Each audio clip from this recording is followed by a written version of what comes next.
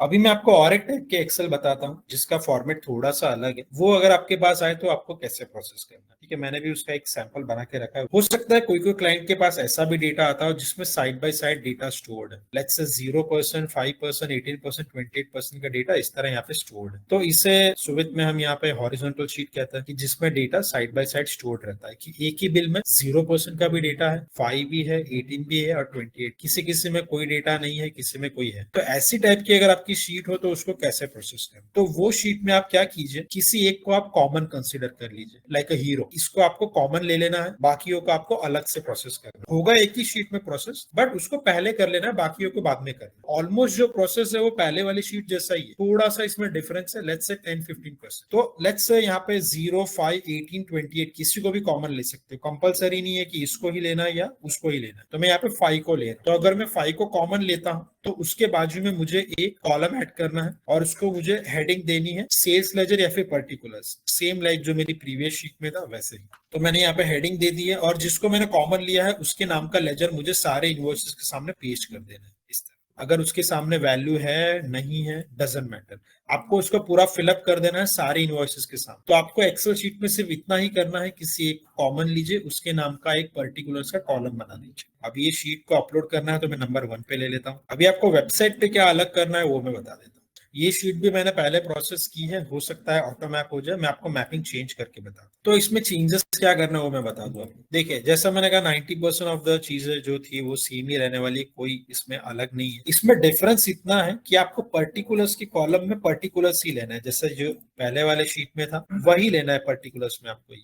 But amount किसका लेना है, आपको सबका अमाउंट कंबाइंड नहीं लेना है। आपने जिसको हीरो कंसीडर किया है, जिसको कॉमन लिया है, अमाउंट उसी का लेना है। यहाँ 5% का मैंने पर्टिकुलर्स लिया है तो अमाउंट के सामने मुझे 5% वाला कॉलम ही मैप करना है। देख सकते हो यहाँ पे 5% वाला जो कॉलम है उसको मैंने अमाउंट में ले लिया। दैट्स द ओनली डिफरेंस, बाकी सब सेम ही है। सेकंड पेज पे आएंगे, जो आपके टैक्स के लेजर है वो आपको मैप कर लेने हैं। अमाउंट ऑटो कैलकुलेट करना है तो ऑटो पे रखिए। एक्सेल से लेना है तो आप एक्सेल से ले सकते हो, नो पे क्लिक करके जो कॉलम में डेटा है उसको टिक कर लीजिए। बाकी जो राउंड ऑफ है आप जैसे मैप करते हो वही करना है। अभी जो आपका बच गया है डेटा 0, 18 और 28, उसको आपको थर्ड पेज पे मैप कर। मैंने बिगनिंग में आपसे कहा था कि जिसको कॉमन लेयर उसको पहले प्रोसेस कीजिए, जो बच गए उसको बाद में प्रोसेस कर लेंगे। तो मैं वही कह रहा हूँ यहाँ पे कि 5% को पहले प्रोसेस कर लिया, जो बच गया है उसको थर्ड पेज पे मैप कर देंगे। तो जो आपके हेडर्स दिख जाएगा जिसके नीचे डेटा है 0, 5, 18, 28 वो यहाँ दिख जाएगा। उसके सामने वो वाला सेल्स लेजर आपको सिलेक्ट कर लेना है। तो जैसे कि 0 के सामने मेरा सेल्स 0 आएगा, 18 के सामने सेल्स 18 आएगा, 28 के सामने सेल्स 28। ये करने के बाद आपको सेव एंड प्रोसीड कर लेना है। तो अगर आपकी ऐसी टाइप की कोई एक्सेल शीट आती है तो आपको वो इस तरह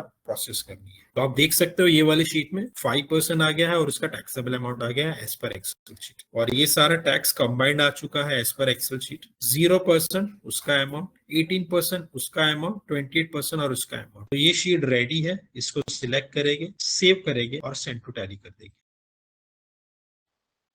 तो ये यहाँ पे आ चुकी होगी। मैं फिल्टर लगा के पीरियड चेंज कर देता हूँ। ये देखिए सितंबर मंथ में आ चुका है ये डेटा। तो आप देख सकते हो, इसका पहले मैं मोड चेंज कर देता हूँ, अकाउंटिंग इनवॉइस में ले ले। पहले वाले बिल में देखिए 5, 18, 28, 0 सब कुछ था तो सब कुछ आ गया। किसी में कुछ कम था तो उसमें वही आएगा। ये वाले में देखिए सिर्फ 5 और 28 था तो वही आएगा। ये वाले बिल में सिर्फ 18 और 5 है। तो इस तरह अगर आपके पास हॉरिजॉन्टल शीट आए तो आप इस तरह प्रोसेस कर सकते हैं।